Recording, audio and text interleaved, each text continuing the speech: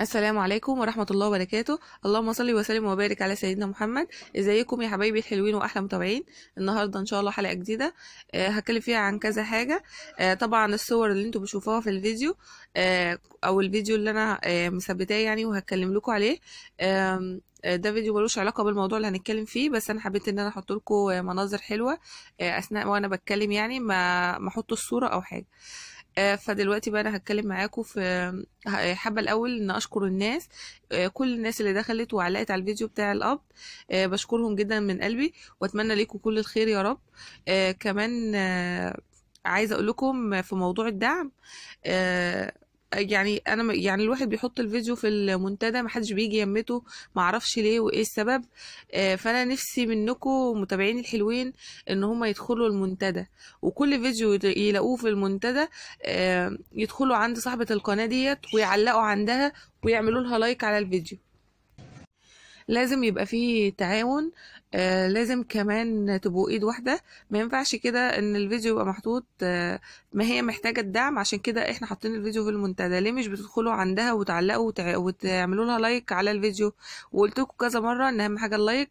يعني لما كل واحد يخش ويحط لايك قد التعليقات، يعني كان زمان القنوات كلها طلعت واتشافت وكل الناس شافوها. فاتمنى من اي حد يشوف المنتدى. كمان اللي بشارك له فيديو في المنتدى، انا حطيت لك فيديو في المنتدى وبصيتي لقيتي في قبلك واحده هتحط لها فيديو في المنتدى، برضو يا ريت تخشي عندها وتعمل لها لايك وتكتبي لها تعليق، ولو هتتفرجي ولو دقيقتين اتنين. بكده القنوات بتكبر.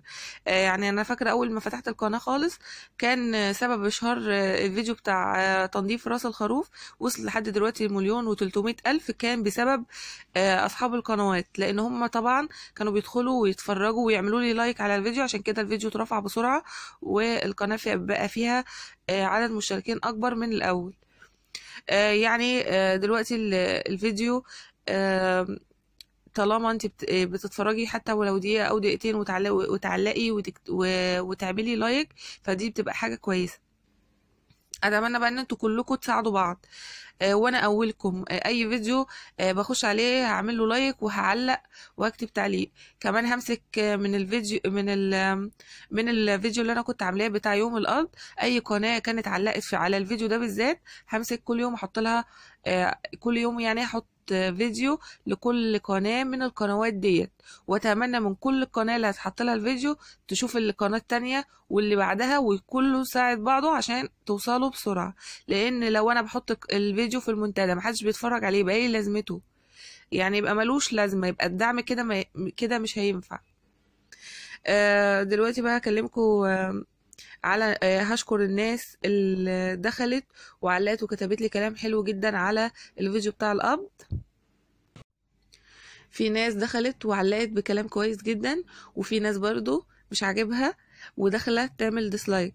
الفيديو بتاع القبض ما فيهوش اي حاجه ولا في اي ماده علميه ولا في اي حاجه عشان تتعلمي منها عشان تعملي ديسلايك على الفيديو. معنى ان انت بتعملي ديسلايك على الفيديو ان انت مش عاجبك ان انا قبضت. بس انا مش يعني مش هعملك قيمه اكتر من كده، لانك بتعملي الديسلايك ده عشان انت غيرانه. كمان انا مش هوسع في الموضوع يعني قوي لانه هو اصلا ما يستاهلش. ايه يعني ديسلايك؟ في ناس كتيره بيحبوني وعاملين لي لايك. بشكرهم جدا واحد واحد. بالنسبه بقى لموضوع الدعم اتمنى ان انتوا كلكم تبقوا ايد واحده. دلوقتي حابة ان انا اشكركم للمرة الاخرانية بقى.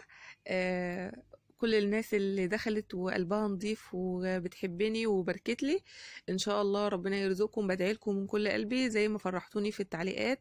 اتمنى لكم كل الخير يا رب. دلوقتي بقى معايا فيديو كده مصوراه مصوره لكم العيش كنا جايبينه الصبح من الطابونة.